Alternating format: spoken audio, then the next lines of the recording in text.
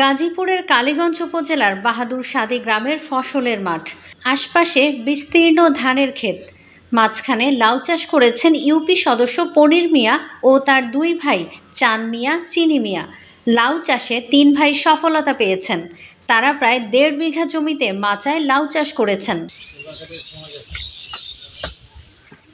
লাউ চাষে ফেরোমন ফাঁদ, হলুদ ফাঁদ, জৈব বালাইনাশক ও জৈব সার ব্যবহার করেছেন। তাদের সফলতা দেখে স্থানীয় কৃষকরাও এখন লাউ চাষে উৎসাহিত হয়েছেন। বীজ রোপণের ১.৫ মাসের মধ্যে গাছে ফুল আসে। এর কিছুদিন পর গাছে লাউ শোভা পায়। ক্ষেত থেকে সেই লাউ সংগ্রহ করেন তিন ভাই। বিক্রির জন্য এগুলো নিয়ে যান বাজারে।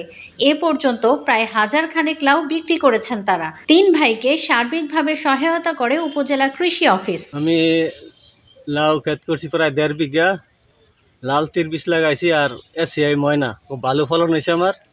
আর বিক্রি করছি প্রায় ১০০০ রানের লাউ বিক্রি করে ফেলাইছি। এখন আশা করি ইনশাল্লাহ ভালো লাউ আছে, ভালো ফলন হবে আশা করছি। আমরা বিগত কত বছর যাবত ধরেই আমরা দক্ষিণ পাক বাদুড় ইউনিয়নের দক্ষিণ পাক ৩ নম্বর ওয়ার্ডে আমরা তিন ভাই বা আমরা ভাইয়েরা মিলিয়া মানে অনেক কুশাশাই করি।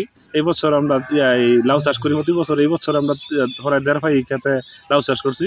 আমাদের লাউয়ের ফসল অনেক ভালো, আলহামদুলিল্লাহ অনেক ভালো, আমাদের অনেক ফলন আসছে। কৃষি অফিসার সহযোগিতায় ময়না জাতের লাউ চাষ করেছি আমরা তিন ভাই, আলহামদুলিল্লাহ ভালো ফলন দিয়েছে। কৃষি অফিস উচ্চ ফলনশীল বীজ ও রাসায়নিক সার সরবরাহ সহ সব ধরনের সহযোগিতা করছে বলে জানিয়েছেন এ কৃষি কর্মকর্তা। তিন ভাই মিলে তারা লাউ চাষে আগ্রহী হয়েছে, যৌথভাবে তারা লাউ চাষ করছে। আমরা সেখানে পরিবেশ বান্ধব কৌশলের মাধ্যমে নিরাপদ ফসল উৎপাদন প্রকল্পের আওতায় একটি প্রদর্শনী তাদেরকে দিয়েছি।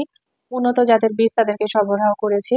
তাদেরকে ভার্মি কম্পোস্ট দেওয়া হয়েছে, সেচ ফেরোমন ট্র্যাপ এবং তাদেরকে হলুদ ফাঁদ দেওয়া হয়েছে। এছাড়া রোগ আক্রান্ত এবং অন্যান্য যে পচা ফল যদি থাকে সেগুলো হাত দিয়ে ক্লিপিং করা বা ফলগুলোকে ঢেকে দেওয়া, এ ব্যাপারে তাদেরকে পরামর্শ দেওয়া হচ্ছে। তারা এই নিয়মগুলো যথাযথভাবে পালন করছে।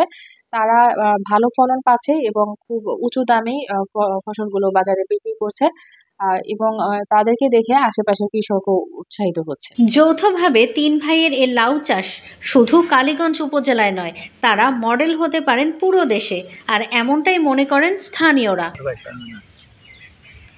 গাজীপুরের কালীগঞ্জ থেকে রফিক সরকারের তথ্য ও ভিডিও নিয়ে রিপোর্ট risingBD.com।